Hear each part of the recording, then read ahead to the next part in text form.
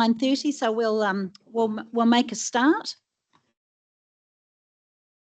So just first of all, a very, very warm welcome from myself. My name is Liz Stolick. I'll be chairing the meeting today and into the future.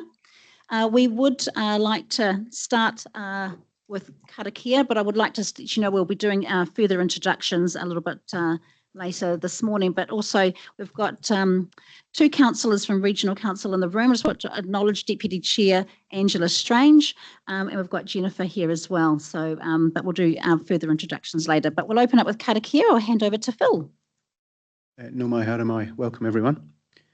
Whakatakatahau ki te uru, whakatakatahau ki te tonga, kia makina kina ki uta, kia mataratara ki tai, ehi aki ana te atukura, hei tio, hei huka, hei hauhu, tihe, Māori ora. Thank you, Phil. Fantastic job. All right, we'll move on to apologies. I just want some clarification on who is online. So, Martin, I believe, are you the delegate for today? Yes, we have apologies from Mayor Peter Revel. Fantastic. Okay, apologies from Peter. We also have apologies from Sue Moroney. Is that correct, Mesh? So you'll be the delegate today? Yes, that's correct. Sue couldn't be here today, so I'm here in her stead. Yeah, thank you, Mesh. Are there any other apologies? We're all good. Can I have a mover and a seconder, please, to receive those apologies? Thank you, Mike. Thank you, Jeanette. All in favour? Carried. Thank you. Confirmation of the agenda. We're all happy with a very short agenda, but we'll be filling it up as we go. We've got a couple of good breaks in there as well, morning tea, and we'll finish off with lunch today too. So everyone's happy with the agenda. A mover and a seconder. Thank you, Angela. Thank you, Rodney. All in favour? Okay. All right. Any disclosures of members' interest this morning? Yeah. We'll just get you to push your button. One of my other day jobs is with Forest and Bird, so sometimes we make submissions. Okay, thank you for that. We'll record that as an ongoing conflict if you like, so you don't have to declare it every time. Any other conflicts? Any disclosures? No? Okay. All right. Now, we don't have, moving on to the public forum, the preliminary items, but as far as I'm aware, we don't have any. I've had none notified to me. But what I would like to do, perhaps going forward, is if this group has anyone for the public forum, please let us know in advance. It'd be great to bring some extra speakers in from time to time as well on particular interest subjects. So, yeah, we can talk about that perhaps in our breaks. Moving on to the minutes. Now, there are no minutes because we are on a new triennium, of course. So, yeah, just for future, obviously, that will change. Right, so we'll just move on to our first significant item, which is our introduction to the regional transport. So I'd like to introduce Phil, who is going to be introducing this item and speaking to a number of slides. In terms of speaking throughout, I'm more than happy for you to push your button and we can have questions as we go. So we'll make this perhaps more of a conversation. But like I said, we'll be doing introductions shortly as well for everybody in the room. Thank you. Over to you, Phil. Thank you, Chair. Okay, so hopefully people online and in the room can see the screens. The aim this morning is to really just give you an induction into the role of the Transport Committee and a sense of some of the regional context in which the committee works. There are a couple of opportunities in here to get some feedback from all of you as we go, so we're keen to keep this as interactive as we can. So first up, Chair. Rightio. So as I said, introductions. It's really important that we start to feel quite comfortable with each other. But yeah, I guess the other thing too is, first of all, myself, I'm obviously just have come from Waipa District Council. I think most people around the room know that. So we're going to work around the room and just a 2-minute introduction of who you are, perhaps where you've come from. And if you've been on this committee before, I think would be helpful to some of the other the delegates around the room. So as I said, I will be chairing this triennium for as long as that might be. Obviously, we're a little bit in uncertain times. But look, it is just wonderful to have such a great array of knowledge and experience around the table. I'm very lucky to have Angela as my deputy. So between us both, I know that we will be doing our utmost, giving 100% to this Regional Transport Committee for, as I said, for as long as we are here, which is hopefully long. So I'd like to just head around the table. Phil is going to give you, and we'll just head around, and including staff as well, please, and then hopefully we'll carry on with the presentation after that. So good morning, everyone. My name's Phil King. I'm the Director of Regional Transport Connections for the Waikato Regional Council. Our team supports this committee and the chair and also operates the region's public transport network. Morena everyone, Angela Strange. I've been on this committee for this my third triennium as Deputy Chair. So yeah, really looking forward to the discussions around the table and yeah, supporting where I can. Yeah, it's great to see a few familiar faces back around and welcome to all the new people as well. Kia ora, Ange. Kia ora koutou, Mike Pettit. So I'm the newly minted mayor at Waipawa District Council. Spent 6 years on council and quite a few years on the community board before that. And I've sat on this as an alternate, but I'd sort of turned up to think to pretty much all the meetings for the last triennium. So yeah, welcome to the new team. Good morning, I'm Jeanette Osborne from Waitomo District Council.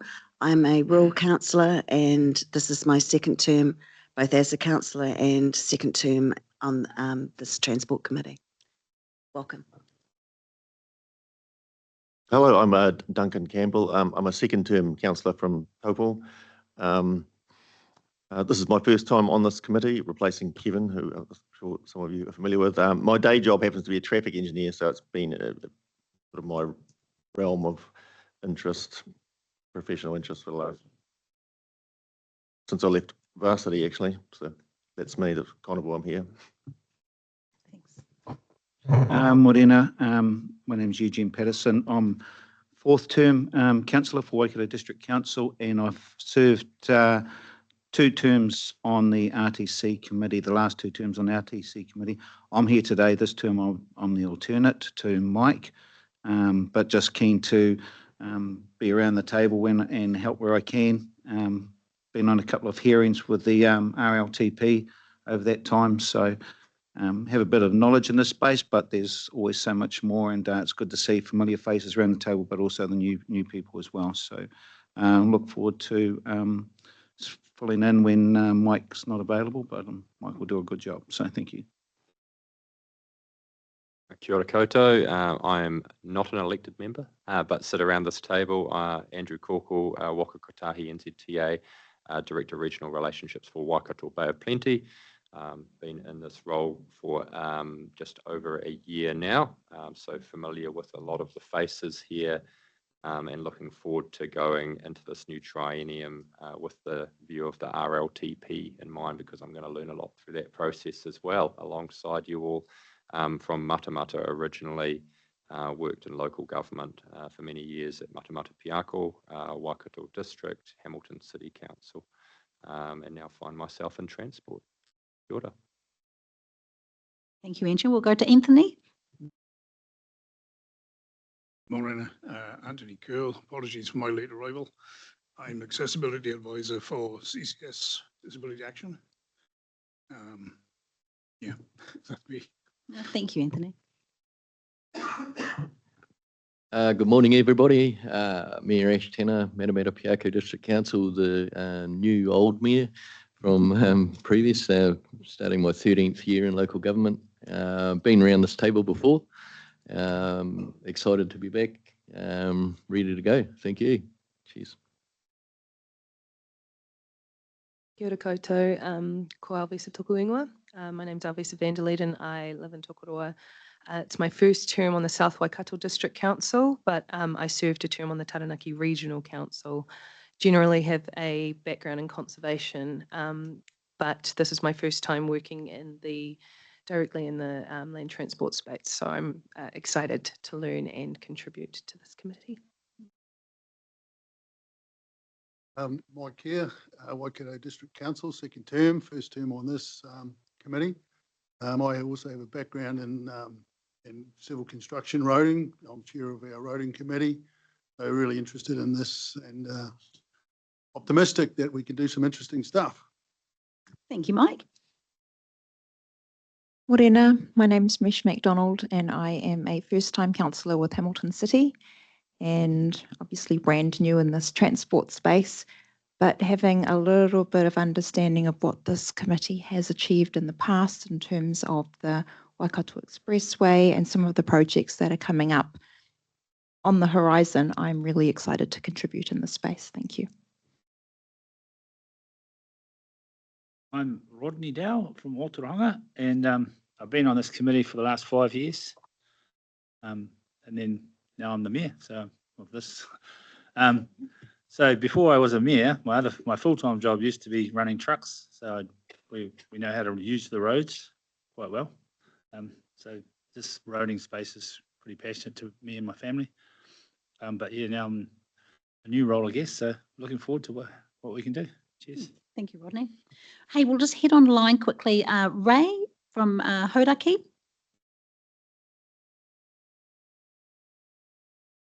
You might be on mute, Ray. That's on now, right? Yes, good morning, Ray Broad, Karakia District Council. I'm actually a third-term councillor for Karakia District Council and replacing Philip Buckthorpe, who chose not to stand again, who'd been a long-standing member of your committee. Looking forward to really contributing towards it. We've got a construction company and a development company for subdivisions. And the biggest thing I suppose we've got to learn is the acronyms that you guys apply across the board. So thank you and happy to be here. Thank you, Ray. And Martin from Thames Coromandel. Morena, yes, Martin Rodley, third-term councillor from Thames Coromandel. Filling in for Mayor Peter Revel, who can't make it this morning.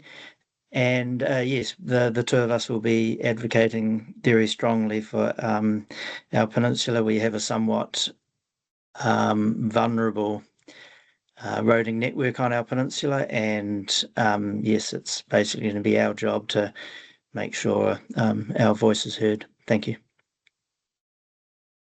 Thanks, Martin. Hey, Michelle, we'll go to you if that's okay, from Kiwi Rail. Kia ora koutou. I'm Michelle McCormick. I'm Manager of Policy and Stakeholders at Kiwi Rail. I'm standing in this morning for Lisa de Kock, who should be joining us later on. She's GM Government Relations. Lovely, thanks, Michelle. And we'll head around the table starting at this end, if that's okay. Kia ora. I'm Lorna Jean Kaywood. Everybody knows me as LJ.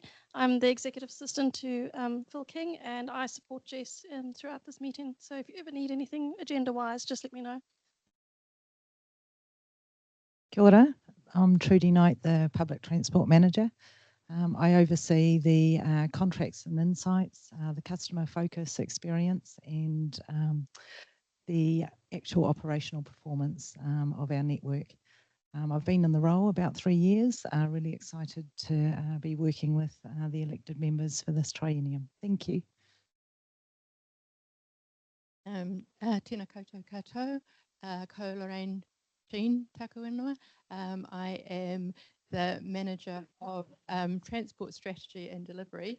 And for those of you who can see my name tag, I'm taking over from Brian Skerritt, who has recently left council, and he was Manager of Policy and Programs, and that's the area that Transport Strategy and Delivery alongside the public transport operations.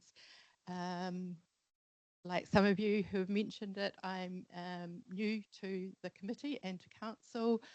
This is the first day of my second week at Waikato Regional Council. Like some of you, I also have a few training experience of regional transport committees, most recently at Otago Regional Council. Joined WRC from. Thank you.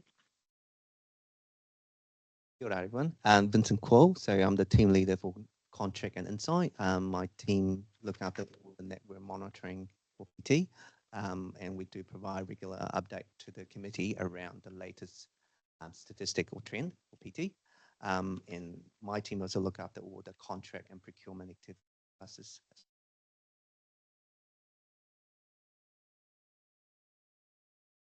Kia ora. My name's Stephanie Slattery. I'm from Waka Kotahi NZ Transport Agency. My role is Communications and Engagement Team Lead for Waikato. So I'm mostly here to listen today and feedback any important information into the business. Thank you.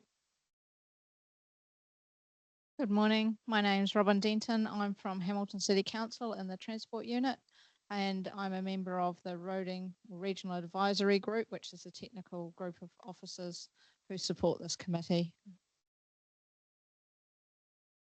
Morning, everybody. I'm Julie Hanson. I'm in Phil and LJ's and everybody else's team.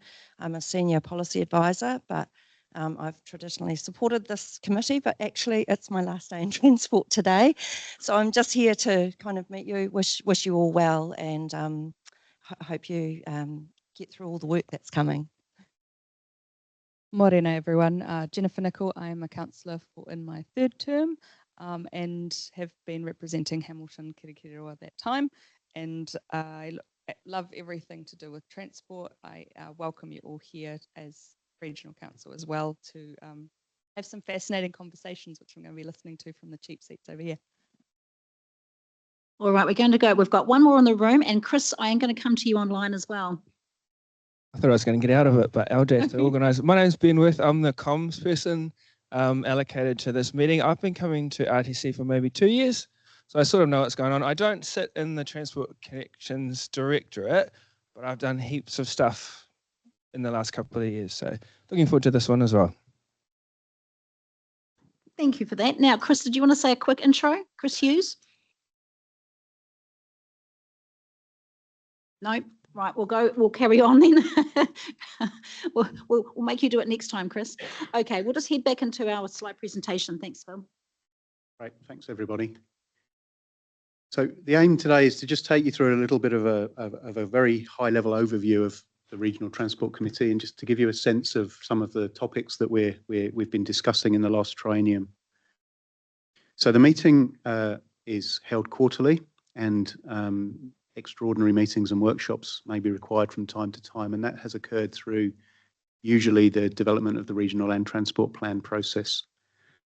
As our democracy support, Jess has already mentioned, all meetings are online and in person, and we already have several members of the Regional Advisory Group, which is a staff group that supports each of you as members of the RTC who attend this meeting either online or in person as well to support you. So we'd recommend that you connect with those people in your organisations and that they help brief you on the discussions that are coming through this committee. They, in the background, have helped us develop the agendas and keep the work programme on track. So they're a resource for you in your organisations. The core functions of the Regional Transport Committee are set out in the Land Transport Management Act, which is an additional piece of legislation on top of the requirements of this committee under the Local Government Act. The Land Transport Management Act determines that a Regional Transport Committee must be formed, and it directs us all as to who the members of that committee are and the numbers of people from each organisation. And that includes NZTA as a voting member of the Regional Transport Committee in every region in the country. We then have a range of extra advisory non-voting roles that we are able to add to the committee as we wish. And it's great to have Anthony here representing Access and Mobility. Kiwi Rail has been a member of this committee for many years as well, because of the role of the rail network in the Upper North Island and the importance of the Waikato region to the national rail network. And then in our terms of reference, there are a couple of other advisory non-voting roles that are identified as well, and we'll look to make sure those roles are filled as quickly as we can. So the primary role of this committee is to prepare a 6-year regional land transport plan on behalf of the region, consistent with the government policy statement on land transport. That plan is publicly consulted, and there are hearings held by this committee, and this committee then approves or endorses a final version of that plan before it is submitted to the Regional Council for final approval. And then that plan has to be submitted to the Land Transport Director at NZTA by a set date. every 3 years. That timeframe broadly aligns with your long-term plan process, but is often a month ahead, which just to make life really complicated for all of us. And also has been known to change through that process quite significantly as national elections and new ministers of transport and other things are appointed. So this is a journey that we all go in together, and we're never quite sure exactly how many twists there'll be each time, but we have a time frame that we have to achieve. Just also within that act, the Regional Council is also the public transport authority for the Waikato region, and we must plan, procure and operate public transport services for the region and hold a register of public transport services and exempt or non-supported services as well. And then the Regional Council via, and I'll mention it in a minute, our committees prepares and approves a regional public transport plan. And that can be a 10-year document. So we'll talk a little bit more about that when we get there. So the standing reports to your committee, as we have already discussed, include a public forum for every meeting. At development of the Regional Land Transport Plan, we'd encourage you to use this forum to raise and discuss important topics of the day for the region and to discuss regional issues and their role in the national context, as well as we'll provide updates on our monitoring and tracking of the objectives, measures, targets, actions, priorities in the Regional Land Transport Plan. This committee also is able to discuss and approve variations to the operative RLTP where required, up to the point where a significance policy is enacted, which may require further public consultation or other discussion prior to the endorsement of the committee. We'll also provide you with a road safety monitoring report to every meeting because of the importance of road safety for our region. And at every meeting, we invite NZTA to provide a cross-functional update report, and often that's by way of a presentation. So in summary, the Regional Transport Committee has a voting representative of every council in the region. We'd ask you to bring along your local transport priorities and add to a collective voice that allows us together to determine the region's collective transport priorities, which are listed and then prioritised in that Regional Land Transport Plan. Just in terms of structure, this is a slight change for us, so it's worth taking you through. The Regional Transport Committee as a mandatory committee exists through legislation and has a direct relationship with the Waikato Regional Council. The Waikato Regional Council has a new Transport Committee, which will be chaired by Councillor Strange. And that committee will be focused on enabling the Regional Council to prepare its position on the things that we bring to this committee and to enable us to undertake our transport business in the same way that many of you have a transport committee or an infrastructure committee as part of your regular process. A change for this triennium is also that in the 22 to 2025 triennium, there was a future-proof public transport subcommittee which sat under the Future-Proof Implementation Committee, and some of you were members of that committee. That was intended to monitor and lead public transport conversations for the future-proof area, which is Matamata, Piako, Hamilton, Waikato and Waipa districts, as well as monitor the delivery of the Hamilton-Waikato Metropolitan Spatial Plan. Those functions have gone back to FPIC and will be reported through FPIC in this triennium. And what will replace that is a regional public transport subcommittee of this committee, which we would like to use to bring regional public transport discussion to. And we don't have an induction for that today. I understand many of you are members of that subcommittee as well. Potentially it's a decision each council is making, but every council in the region has a seat at that committee. Next time this group meets, there will be a subcommittee in the afternoon, and that will be the pattern that we follow going forward. The PT subcommittee is there to listen to the needs and aspirations of each of the districts around the region as part of our commitment made to all of you as part of the regional rating changes that came through our long-term plan. But also seek your views and get your input to the things that are happening for public transport at a national level in terms of submissions, changes to the NZTA processes and requirements.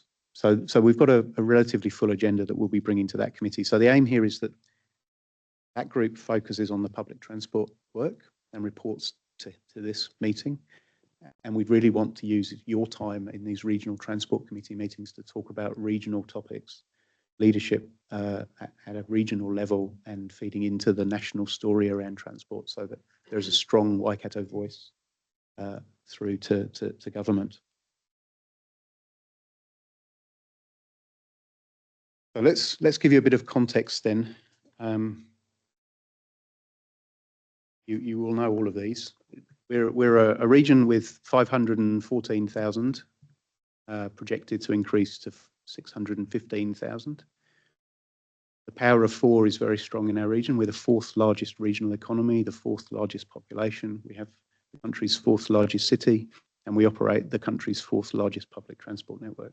I suspect there are others that we could add to that list, but Waikato is the heart of the Upper North Island.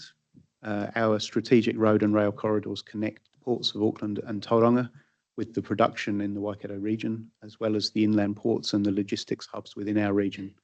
So we play a really important role in the national supply chain, both from a production perspective and a logistics perspective.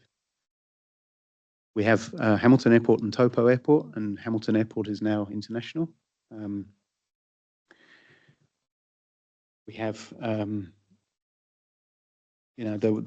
Ruakura Super Hub, for example, which is becoming a New Zealand's largest logistics and industrial hub in the country. The majority of our predicted growth is within what's called the Hamilton Metropolitan Spatial Area, and that's the area of urban Hamilton, but extending out to include Ngaruawahia, Morrinsville, Cambridge, Te Awamutu, and about Whatawhata. But it's what's been defined through that work that's been undertaken over the last 5 or 6 years as the immediate economic zone for Hamilton. And we see lots of commuting and lots of flow of people and goods and education and health and a whole range of other functions within that area. So the key road, cycling, walking, passenger transport networks there serve not just the Hamilton area, but the broader area as well. And there's been a lot of work done over the last 3 years to align where we can long-term plan investment decisions and planning around future delivery of services and infrastructure to try and make sure that we're investing in all of those things as strategically as we can. So LJ, if we could give out these sheets. These next 2 slides show you information from pages of the Regional Land Transport Plan, the 2024 to 2054 plan. We didn't think you'd be able to see this very clearly, and apologies to people who are online, but we've got paper handouts of these for each of you for this. But these sheets provide you with an insight into those strategic national and regional networks that cross our region. We have obviously the State Highway 1 corridor, the State Highway 29 corridor, the State Highway 2 corridor, the State Highway 3 corridor, and the State Highway 5 corridor, each of which play very significant roles in national economic flows, but also resilience and connecting communities. There's then a network of green regional arterial road corridors and networks there that show you the other important state highways across our region. You can see the national and regional rail corridors.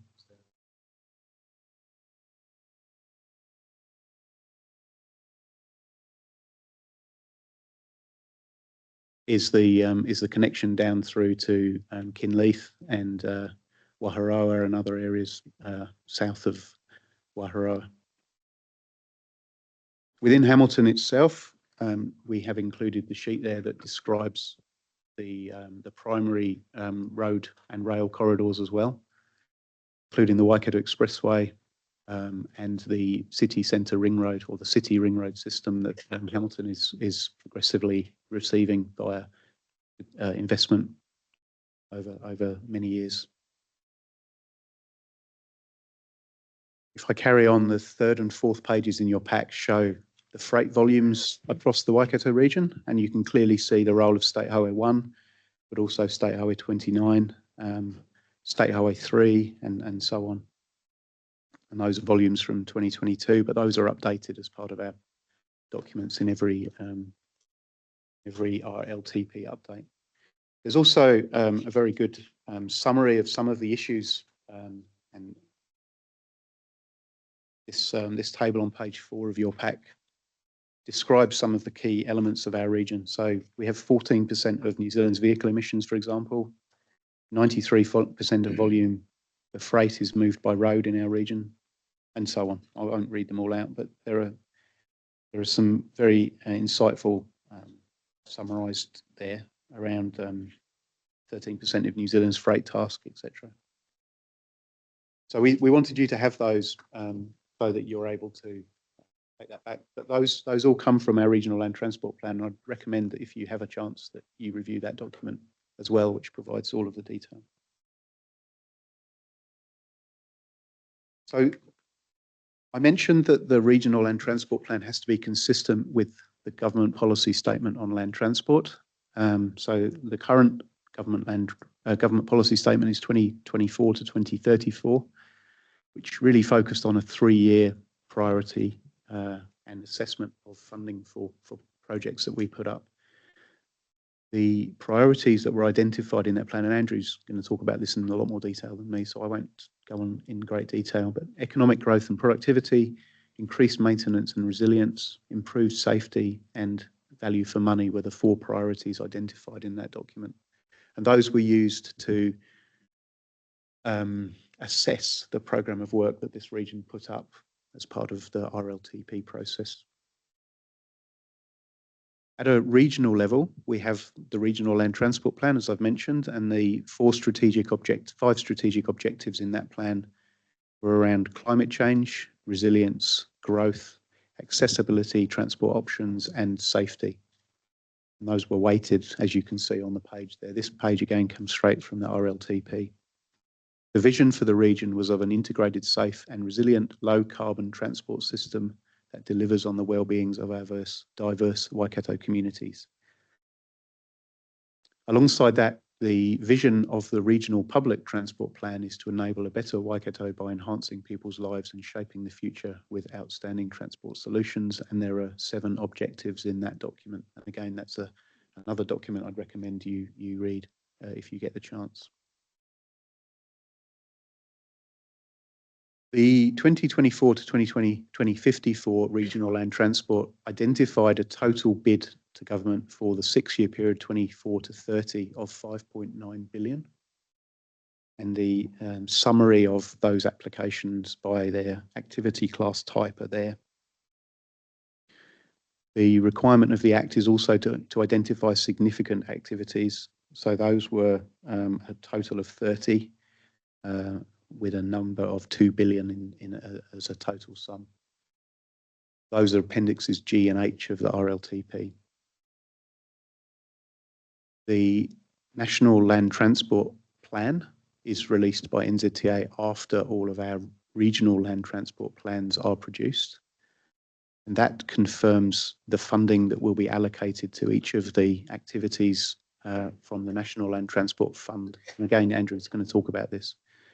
For our region, we were allocated a total of 1.9 billion, comprising 403 million for maintenance and operations, 802 million for pothole prevention, 562 million for improvements, and 138 million for public transport.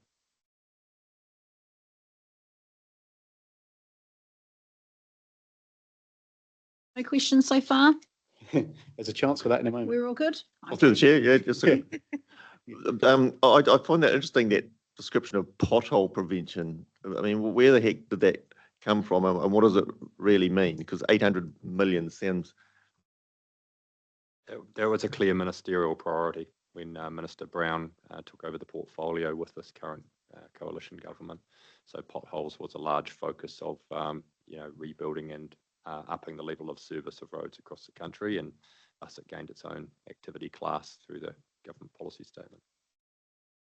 Okay. Well, but another question. I'm interested. So in terms of funding, securing funding from NZTA, the government, I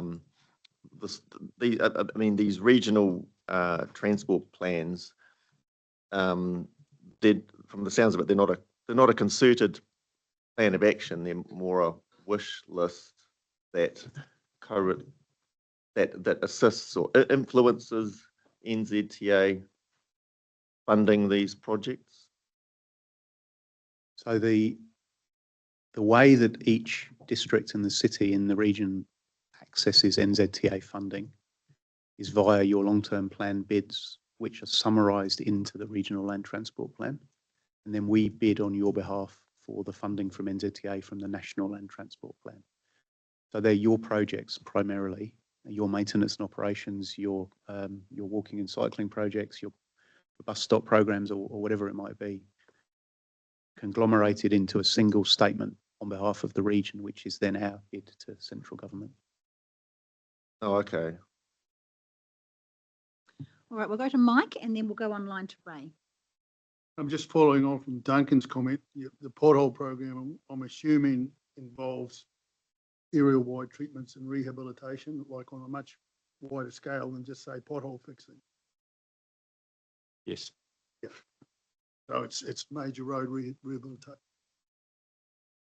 Okay, Ray. Thank you for that. I've just got a new computer, so it's just getting it to work the mic properly. Can you just go back one slide? I just want to take a quick photo of it, that's all. Just a slide of the allocation. Thank you. Done. I'll have questions later on it. Thank you. Okay. All right, we'll carry on. Thanks, Phil.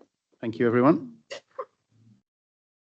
So this isn't necessarily the committee's program, but it's some of the big things that we are doing as an organisation in this 3-year term. So we're about to start work on our annual plan. From the new year, you're about to start working on the regional land transport plan and your long-term plans as well. From the new year, we will also start procurement of new bus contracts for Hamilton and pretty much all of the region north of Hamilton. We're also undertaking some work ahead of the next long-term plan around a branding refresh and the identification of the next round of work for us to implement our customer experience roadmap. We have new bus contracts for North, West, East Waikato, as well as Thames Coromandel commencing around or in November 2027. We expect national ticketing to be in place around the end of 2027. And then from mid-2028, we have new bus contracts commencing for Hamilton Urban. So we've got a lot of work to do, and this all fits into our plan in terms of implementing the currently funded projects as well as identifying the next round of projects. There's a question on that. When you're talking about the bus contracts, like previously in the past, is that for bus, or are we also talking about like, for example, we've had buses running from Pyro through Maramarupiako through to Hamilton, and old Hugh's favourite saying was there's only one person on that bus. So are there any thoughts or talk around, obviously because I haven't been on the committee for the last 3 years, about maybe running some smaller units like shuttle vans to be a little bit more cost effective than 60-seater buses? So there was a lot of work that's been done over the last 12 months to assess the performance of our current public transport network, and that's bus in those areas. We've worked closely with your councils as well as undertaking a round of public consultation through the middle of 2025. And in August 2025, we put to our council future bus networks that would pick up many of those topics. So the Pyro bus, as a good example, would start in Te Aroha going forward, and then there will be short, medium and long-term improvements to those services and others as the funding permits through over the next 10 years from those 2027 and 2028 dates. But a lot of those types of conversation have been had in detail. I haven't got all of it in front of me to talk to you about now, but the Regional Public Transport Subcommittee will be getting into that in a lot of depth. And even just the figures around it, like, you know, hey, I don't know, it might not be much cheaper running a van to a bus, who knows? But I guess that's the conversation we need. Yes, very much so. Ash, there's some really good information that came out of that survey that Phil was talking about. And in particular for Matamata Piako, it's to remove in the short term the Pairo to Te Araha service and increasing maybe the Morrinsville to Hamilton service. So I will share that with you because I think that'll be really helpful. And in terms of bus patronage as well, I think that would also be quite good to share amongst the community if you might be happy with that. So that information I just read out, it pertains, the survey was for the whole region. So there's quite good data on every one of your areas of interest.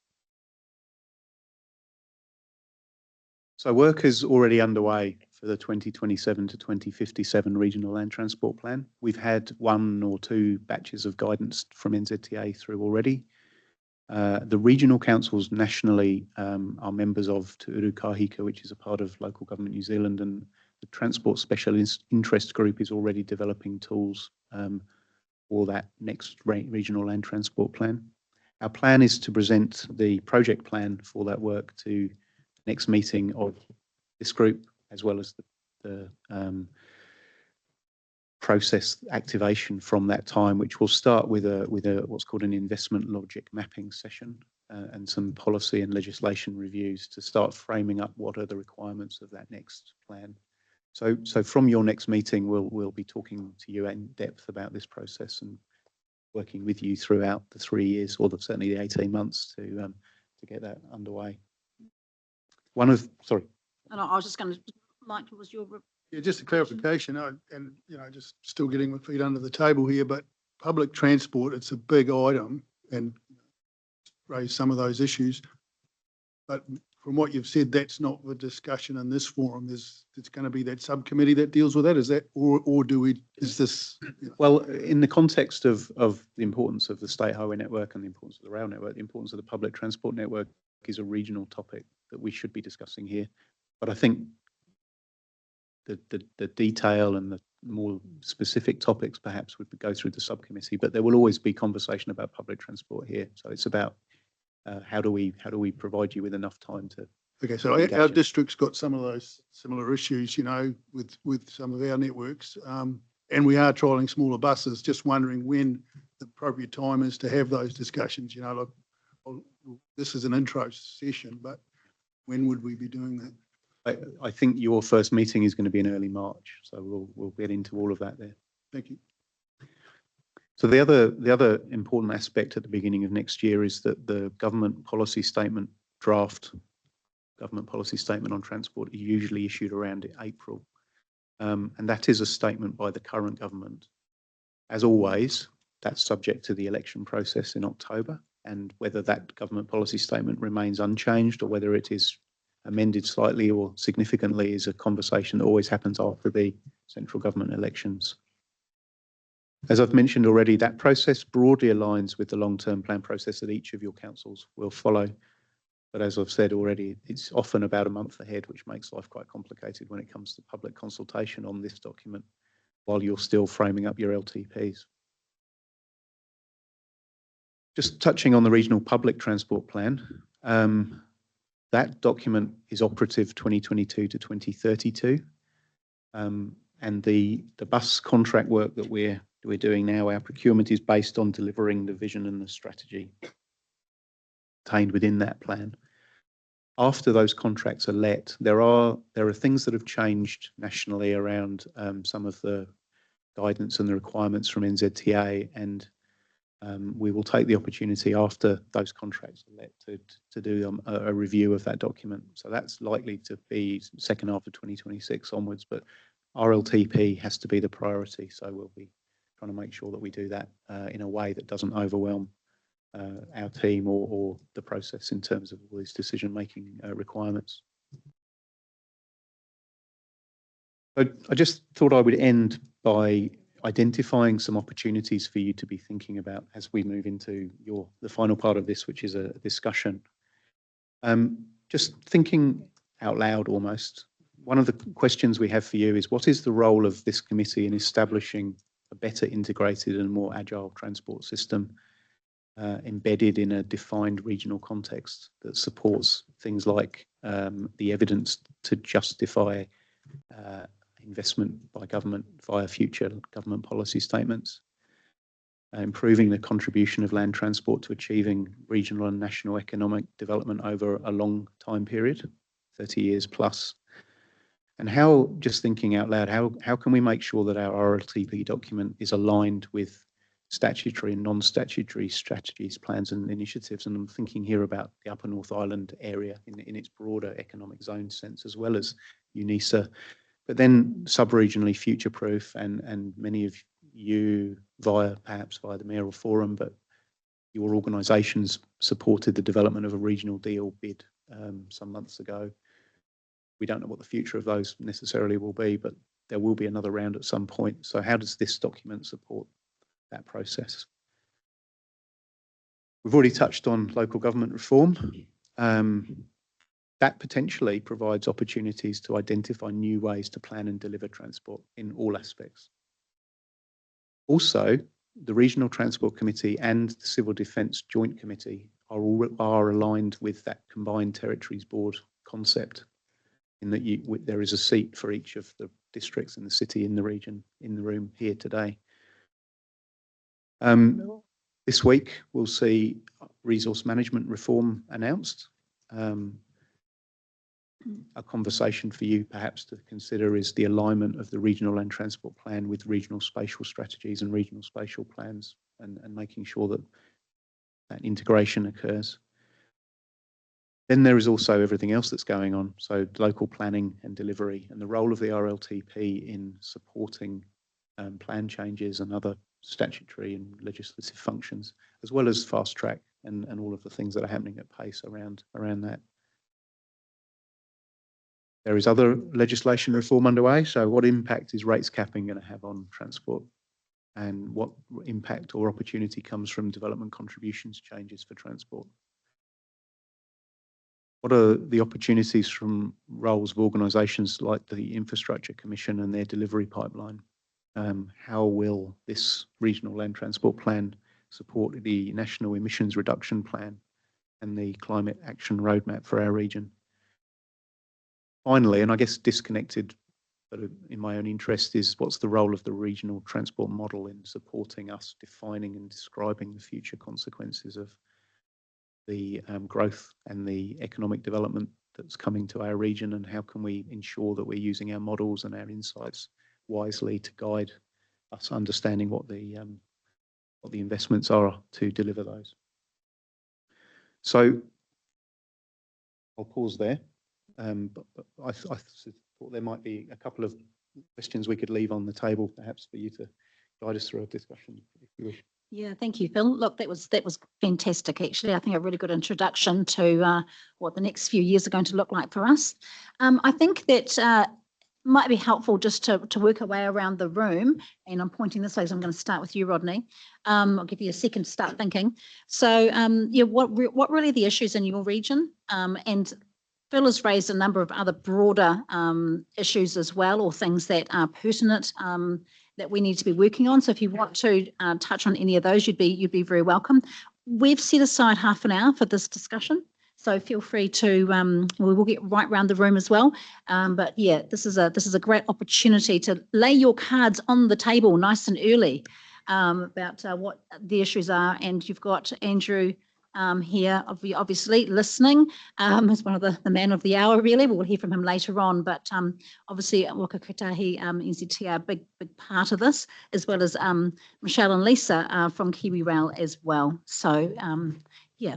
So look, Rodney, I think I'll start with you, if that's okay, and we'll just head around the room. After all my suggestions, there might be no money left for anyone else. You can't spend it all, Rodney, no. So that'll be the end. It'll be my plan. No, one of the biggest things that keeps coming up in our area, and probably lots of areas, especially in the trucking side of it as well, is this resilience. Like, I think New Zealand is a network. We have to get product to market, product to ports, and seems to me we get weather disasters or just these weather bombs pop through, and next minute the road's blocked. And I don't know if anyone knows, but most supermarkets have got about 3 days worth of delivery, so they don't get a truck within 3 days. And I think it's an issue that New Zealand needs to really think hard about. Is we've got our state highway networks, but if something goes wrong and they're blocked, and they have to go onto local roads. And some of the local roads, I think, needs to be a strategic thing about what local roads need upgrading to suit state highway traffic, because probably in the old days, lesser traffics, main road went out, and people could easily go on a backcountry road and there's no problems. But there's probably Andrew would be aware, when they have shut some of the state highways and shifted traffic onto country roads, there's been some all sorts of stories out there. So I think resilience and just seems to be something now that got to keep our roads open, basically, I think. And really, and we want to get our bridges painted as you come into town.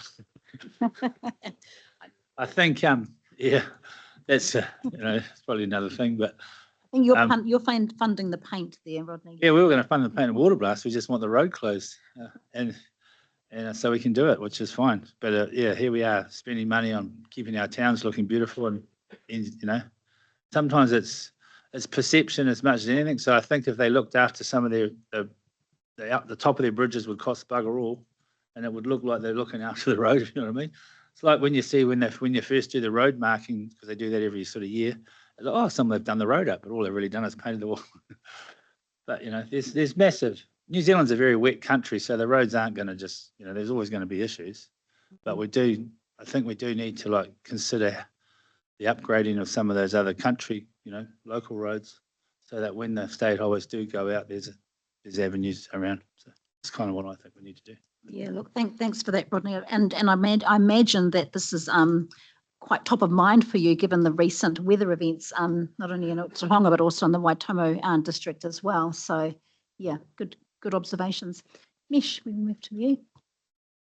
Thank you. I think the key issue for Hamilton City is growth, and being able to have the infrastructure that can support that growth to make sure that we can give people options to get around in the way that they would like to. There are a whole lot of alternative forms to getting around besides roads, besides cars, but we need to be able to look after those who want to use alternate transport means safely, but also not do that at the expense of making it difficult for those who use cars to get around. There's also the ongoing pressures of cost versus population. So roading infrastructure is a massive part of the Hamilton City Council budget, but we still there's this disparity between what we want to spend and what we can spend relative to the population. I think there are also ongoing concerns about accessibility, making sure that places and spaces are accessible to people, and probably something similar to what a lot of people experience in areas all across the region is potholes are a scourge. I have a funny feeling we're going to hear a lot about potholes over the course of time. Mike. Yeah, thanks. Look, just want to comment on a couple of comments from the previous speakers, like Rodney. Resilience. I think we, as a region, we need to remember that the underlying economy of this country is our rural networks and transport, and that has to be supported. So just in terms of what is our role, supporting those transport networks to our rural base is really key. But I would say that this regional transport committee's job, similar to the growth, 90% of the growth is in Hamilton City, but then Waikato's got some pretty strong growth pressures as well. But again, is that the role of this committee? So for me, this committee has two main jobs. One is public transport, which is a big issue we need to really get our head around. The other one is the state highway network, and where, as a region, what are we trying to do with that? Now, we spent 50 years getting a motorway from Auckland to Hamilton. It was on the plans in the 70s. It started in the 90s. I remember being embarrassed by our network in the 90s, coming back from overseas and driving down to Hamilton and thinking, and now we've got it, but it took 50 years. Is it going to take 50 years to get to Tauranga? That is not acceptable. We need this 4-lane motorway to Tauranga because for that resilience, we're talking about getting stuff to ports, our export industries, having a decent network is critical for us to be competitive and to be efficient. So for me, that role is about, as this committee did, lobbying for the motorway to Hamilton, we now need to focus on lobbying for that motorway to Tauranga. So that to me is number one priority. I'll be interested to see if this committee shares that view, but that's where we come together regionally. The other issues are more district or, that we got to sort out our networks under our budgets and our rates. But when we work together regionally, to me, that is the number one priority. So again, I'll be interested to see what this committee thinks about that. Otherwise, we'll spend a lot of time trying to be everything to everyone, and we won't achieve much. So thanks. Thank you, Mike. Alvisa from South Waikato. Yep. Yeah, I support what you're saying. I know that there's a future-proof study in terms of regional connectivity and economic connectivity and support and resilience. For the South Waikato specifically, I don't know if you heard, but we've had a pretty rough year with our local economy and jobs and things like that. And a lot of families have had to make the hard decision of commuting out of town up to a couple of hours even. And then at the other end of this, at the social spectrum, you've got large families with limited transport options for a range of reasons. And so that safety and connectivity, particularly around accessibility, is something that I just want to bring up as well for our particular district. And in terms of safety, we've got a pretty serious situation around the Te Waiho roads, Leslie Road and Whites Road, where people and buses are parking illegally and very dangerously. And this is a particular issue that the council has been hounded by the public, not just local landowners, but because we're so central and money comes into households but gets spent out of the district over the weekends, and people locally and visitors are coming up against safety issues within our district. So that's something that I'd like to discuss at some point with the team. Thank you, Ash. Yeah, a couple of ideas. I think it'd be great as part of our committee is maybe we promote. I rang up a radio station years ago, and they were sort of talking about transport problems and lack of funding and that. And I said, we need to put a toll on the Bombay Hills. And at the time, I was saying $2 in, $2 out. $2 in goes to Auckland Northland roads, $2 out goes to Waikato Coromandel roading, all the way down to Taupo. It's a perfect fit. It's not going to stop anyone going, in or out of Auckland, just like over Tauranga, when you pay, you go through there and everybody pays. They're happy to pay. If you go overseas, and I lived in Aussie for 5.5 years up in Noosa, and some of the roading over there, they're toll road, and you can play marbles on them. The problem we've got in New Zealand is every time you talk to, NZTA, and it's not their fault, but they say we've got no funding, we've got no money. That's always the thing.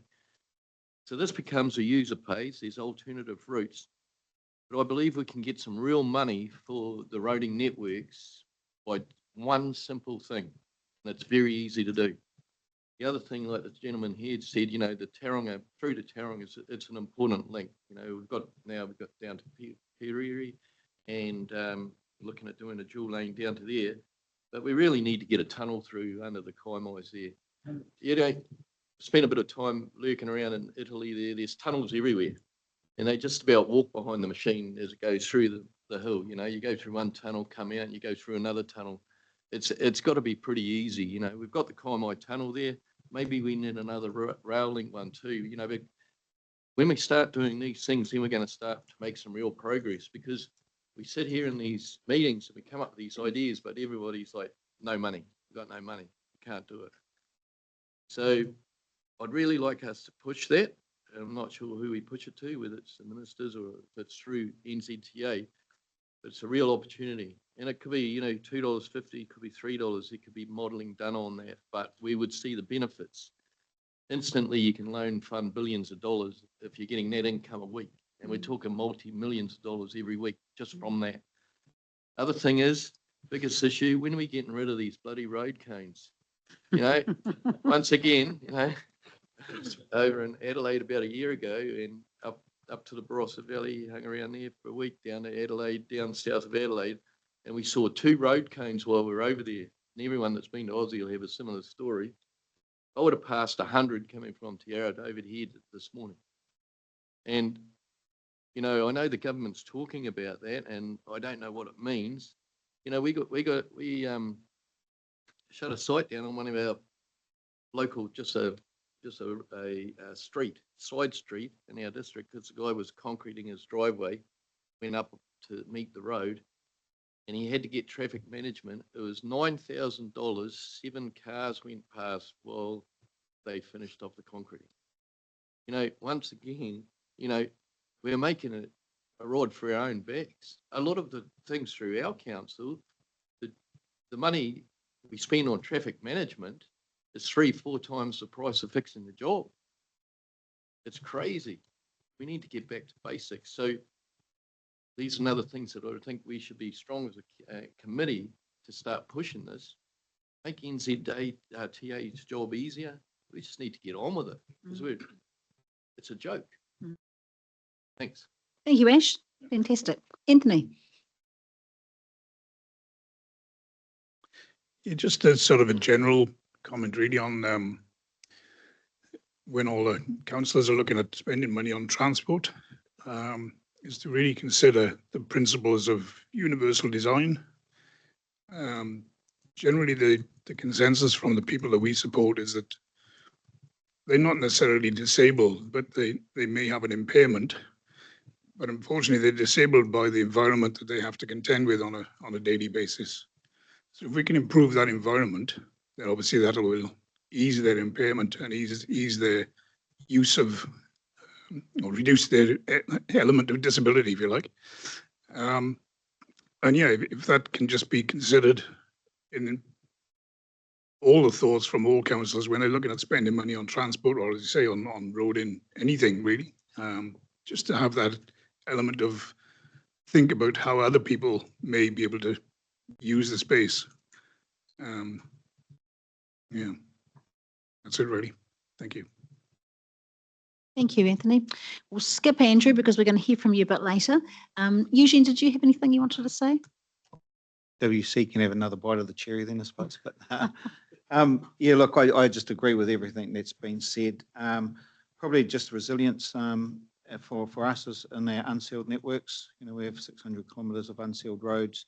So how we advocate through to NZTA about how we best support those networks, because we don't get funded for seal extensions, but we know that can build resilience, stuff like that. So how we advocate as a RTC group.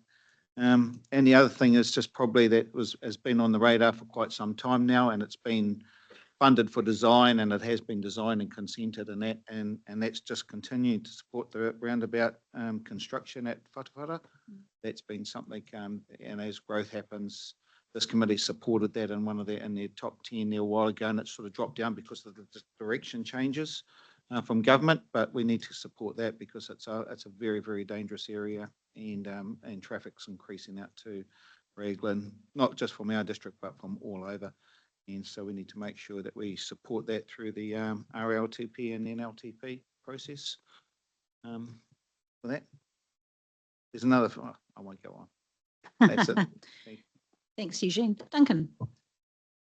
Yeah, I've just number one priority is easing the rates burden on constituents, and I hold up the road cone nightmare as one of the clearest evidence that things have just blown out of control and haven't been, and great evidence, great justification for why rates caps, some sort of cap on rates could have been employed a long time ago and would have keep a rein on that sort of thing. I sort of hold that as evidence of unrestricted spending, because 20, 30 years ago, traffic management was just a sort of an add-on to the job. It wasn't the whole job or more than the job. But just rattling off some of our local priorities for Taupo region, yeah, certainly the Taupo to Turangi link, and it would be, in terms of its vulnerability to road safety and trucks falling in the lake, that would be one of the higher priorities in our district. Second thing is we've got our Waikato River connection, river crossing just immediately north of our Taupo township. It's a 2-lane bridge right now. It would be nice to do something better than that. I mean, we're not talking about city type delays, but certainly that's doable. Something better than that is doable, and I'll just get back to that rates burden thing again. Value for money infrastructure has not been happening nearly enough in this country to the transport stuff. That simply has to start happening, and I'm kind of glad the government is trying to push it, but we'll see what we need. You need people who know what they're doing, and that very much helps that.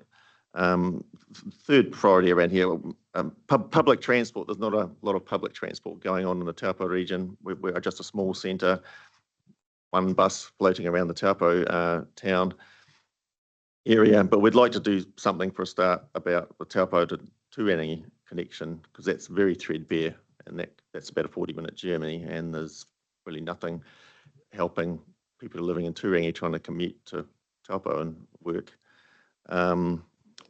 Last one, I suppose, it would be nice to do something. A lot of and this affects South Waikato, I'm sure. All these traffic diversions, these State Highway 1 closures, and all these trucks hammering our local roads. Yeah, we're not really getting satisfactorily reimbursed for that. I mean, I recognise that it will make a lot of financial sense, benefit cost to close it, but yeah, I don't think that's being entirely factored into the consideration. And as for the role for the Regional Transport Committee, yeah, I'm yet to fully understand the influence that this committee will have to some of the outcomes. So jury's out on that one for me anyway. Thanks, Duncan, for those comments. Yep. Jeanette. I'm just going to give you a little bit of background on the Waitama district, because it's a very small district population-wise, but we are West Coast. And so we do, as Rodney said, we border onto Otahonga. We do suffer from those resilience issues from the heavy rainfall. We may be small population, but we have a major export industry out at Tauranga. We had a road that was built by the government in the 1970s, but it's a local road now. We just simply don't have the funding to keep that to the level it needs to be. There's a lot of food production, farming, rural economy, and forestry, which fills your supermarkets and heads out to those ports as well to keep those busy. So there's a lot of important economic growth there, including also tourism, and being a major gateway down towards the Taranaki region and the Central Plateau. The resilience really is probably our major issue. We've had a couple of, we've only just got through the Gabrielle and Dovey events. We've had 2 major weather events already this year in July and October, where we had 293 mils of rain in 24 hours. Out of each of those events, we've had 100 each sites, and we'll be looking at possibly 2 to 3 years to actually fix them. We're really grateful for the road cones. There's 4 road cones that stop me falling off this much space between a tar seal and a 60-metre drop, and that's all we've got.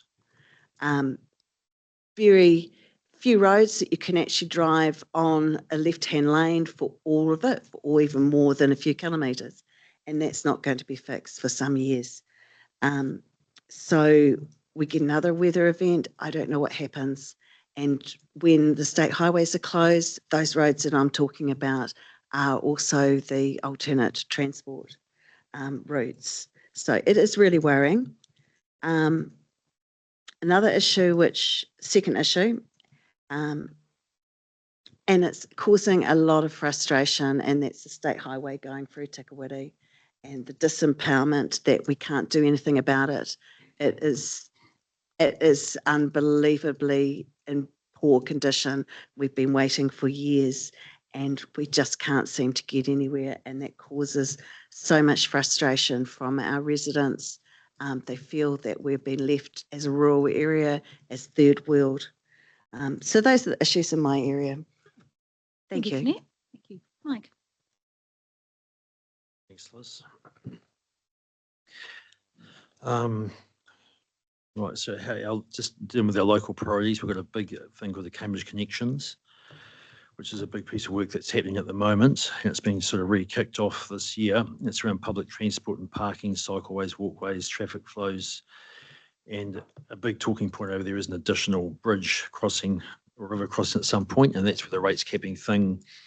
I mean, the first thing we look for is the exemption part of that, because borrowing for a new river crossing, even if NZTA came up with half the money, is obviously a massive, a lot of money for 60,000 people. TA, we've got issues with heavy transport, particularly Fonterra tankers, which have to get to, Fonterra, travelling through town. So I guess it's working with some greater minds than the likes of mine, at least, but to find some alternatives to get some of these heavy vehicles out of town. And there are some good examples around the country of towns that have done that have blocked off, bypassed half their CBD or something around heavy transport. So there are some models looking for that. Sort of bigger stuff here. I hear about the roading you're talking about, but for us, it's probably the rail link and getting a decent rail link between Auckland, Hamilton, but Hamilton, Tauranga, because the more stuff, I'm sorry, Rodney, that we can get off the roads in terms of trucks and things, I think the better for all. And we're very young as a nation in terms of rail. I cannot understand why we haven't done a hell of a lot more in that. I'd rather see more invested in that, to be fair. Speed level changes. I was really disappointed to read, I think that's something this group could actually really look at. I mean, that death of that person just outside that campsite between Taupo and Turangi, just after the thing went from 60k to 100, is just devastating, and that should fall on someone's head. Traffic management, we've advocated for a long way of minimum standard in terms of traffic cones. So I hear about your cliff.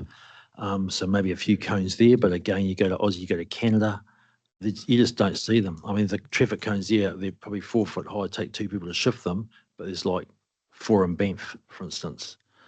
It's just out of control, and it's, I agree. We need to do some work there.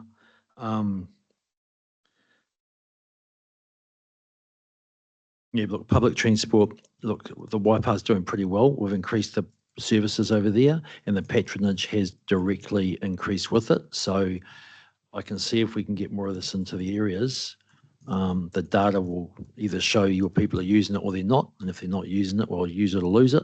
But in Waipa, they are using it. But I still agree. I see a lot of buses with no people on them. Got some issues too around, I think a lot of these buses are set up for bloody 8 o'clock and 3 o'clock, when kids are deciding to leave their town to go to another school somewhere and the ratepayers paying for that, not onto that. I think we should look at that also. That would, I think, reduce the size of some of these buses, because what I see, we've only got some of these big buses for 2 runs a day type things. So I'd like to be proven wrong there. Yeah, look, we talked about the rates capping. And our other big one is, and I know some of you folks, Rochurahonga, Waitomo have been affected a lot more than us, but some of these big rain events and the washouts on roads, it's just, the impact is an opportunity cost of the budget that's been set, something has to go, and then there's borrowings on top of that. And it's just instant.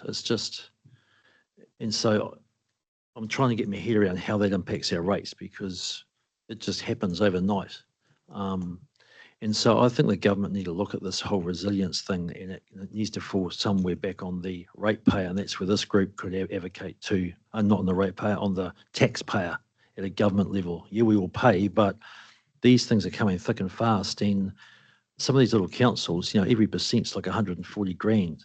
Well, 140 grand goes nowhere so I'd like to see us have a bit of a think tank around that too. Thank you, Mike. Angela. Yeah, thank and you. then going online, just giving the online people a heads up. Cool. Yeah, it's very interesting to hear everyone's concerns within their districts. Probably for me, keeping that regional focus alive and well, especially as was mentioned before about our PT rating coming regionally now. It's even more important that we hear what works for your areas and what doesn't. Probably also community transport solutions is vitally important, especially for our smaller communities as well. Pleasing to hear the interest in the rail corridors as well. I've been a strong advocate for electrification between Hamilton and Pukekohe for quite some time. So at the end of last triennium, it was great to hear from Kiwi Rail around their forward plans for that coming into our region. Also interregionally as well, so great to hear from you, Mayor Ash, around and Councillor Mike around connections over to the Bay of Plenty as well. Yeah, we need to look at the whole corridor as a whole, and if that means those relationships over to Bay of Plenty as well, making sure that our RLTPs are lined up with Bay of Plenty would be really, really important. And then north to Auckland as well. Giving people options for travel. Not everyone wants to be stuck on the Great Southern Car Park at different times of the day. And yeah, PT interregionally as well. And yeah, that sort of comes back to funding as well. We're incredibly, we're really strategic where we are. And it's great that we've got central government investment in the RONs. However, that does suck a lot of money out of our local roads and our rural networks as well. So just holding those two things at the same time, really do hear about and understand about the rural networks and how costly it is to maintain. But yeah, really hopeful that the GPS is what we need this time round. It was a bit of a shock last time. But yeah, I think that local voice is so vitally important. And when we do come together as a whole region, then there is power within that voice. And that is the role of this committee as well. So to advocate as a collective. And I know that Andrew will do a great job of taking our voice to that funding bid as well. So yeah, I think that's all for me. Thank you, Chair. Perfect, thank you. Ray, we'll head over to you for Hauraki and then Martin.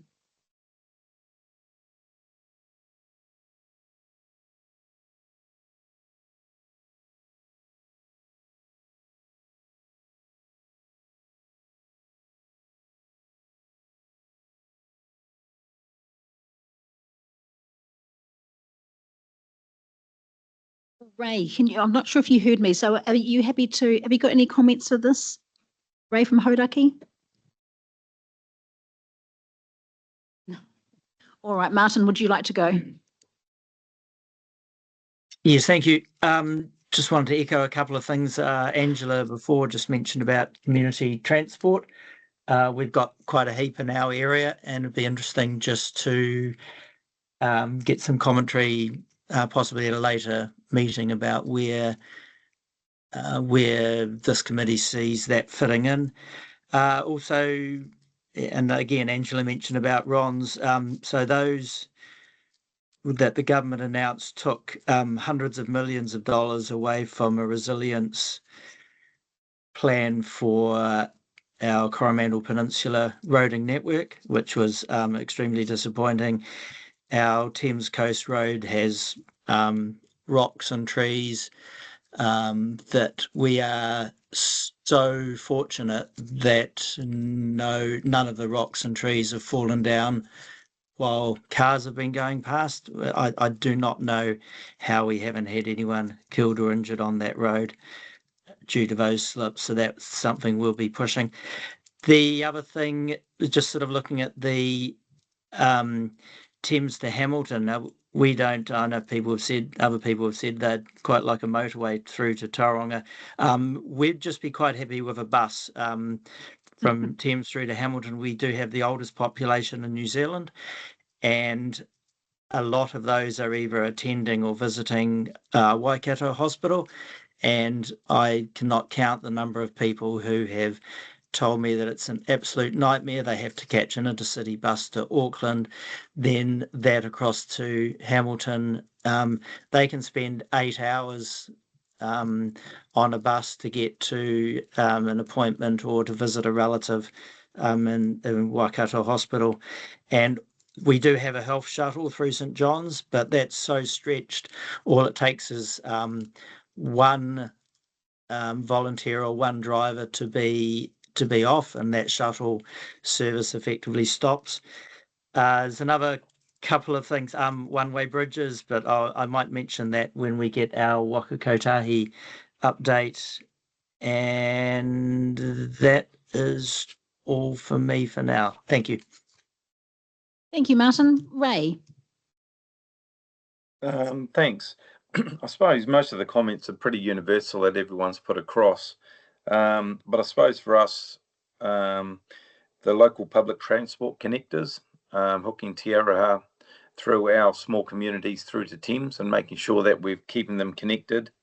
Also the local road resilience, it was touched on. And we've got a good example, Karakia Road, which basically connects two state highways. And that road gets hammered. There's no other way to describe it. When the NZTA did work on State Highway 26, they sent them through our local road. So we want to be more conscious that when those local roads are going to be used or are an alternative, we need to actually get them and be funded to a better standard to actually make sure that they cope with what they're doing. And also, we've got a lot of rural roads with heavy transport, tractors, and that sort of thing. So that's the issues we come up with. But one of the other ones is bridge connections in the Karangahiki Gorge. We've got a one-lane bridge there, and it's an alternative to going to Tauranga. And that needs to be tied up just for resilience and for accidents. But I agree with what Ash Tanner was talking about. We need to really look at either tunnels or somewhere to 4-lane to Tauranga. We live in Ngatea, and our way to go to Tauranga is always through Matamata and over the Kaimais. It's just not feasible to go through Waihi, Katikati. The trouble that you get through there and the congestion is just not right. But I agree with pretty much what everyone's saying, and happy to be part of it. Thank you, Ray. All right. Hey, just a couple of quick comments. Oh, would you like a right of reply, Andrew? Not as such. I was just going to make a couple of comments, I guess, on Sure. that question around the purpose of the committee and listening to all that really valuable district information. I think, I've been a part of this for a year now, and the value I've seen of this committee is that aligned advocacy piece. So being able to speak with the regional voices, as Angela just mentioned, but also being really clear on priorities. Because yes, at some stage I'm going to say there's not enough funding to go around. Because if you speak as one voice, clear on priorities for the Waikato region, there's more likelihood that there will be joy at the end of that process. I think being able to remain in the strategic space as a committee as well, and less in operational, is a useful thing to remember as a committee too. In the advocacy space, what I've noticed has been really successful here. I think we've had really good outcomes around a rail safety issue in the Matamata Piako, and also speed down in Taupo, south of Turangi at that motor camp, through people around this committee supporting each other and bringing the right discussions to the table at the right time, and just figuring out how we can use each other as relationships and interagency relationships to progress things positively. I'll leave it at there for now because I've got a lot more to talk about later. Yeah, no, look, thank you, Andrew. Look, I was just going to make the comment. There appears to be a lot of common ground already as we've worked around the room. Look, and I'm not interested in wasting anyone's time around this table as well. And we want to influence as a committee. We want to work with purpose, and we want to, at the end of this triennium, be proud of the work that we've done, but know that we've done some great things. So heard your voice loud and clear on that one, Mike. And for many of you as well, I think that's really crucial to us in our participation. Look, what we're going to do now is just have a break for morning tea. We'll come back at 11:15, please, and we'll head out through this door for coffee and tea. Bathrooms that way if you want to have the quick route. But before we do that, we will just go back to our agenda actually, and we've just got to move that the report, the introduction to regional transport. If I can have someone move and second that. Ash is going to move. Alvisa is going to second. All in favour? Agreed. Carried. Thank you, everybody. See you back in 15 minutes.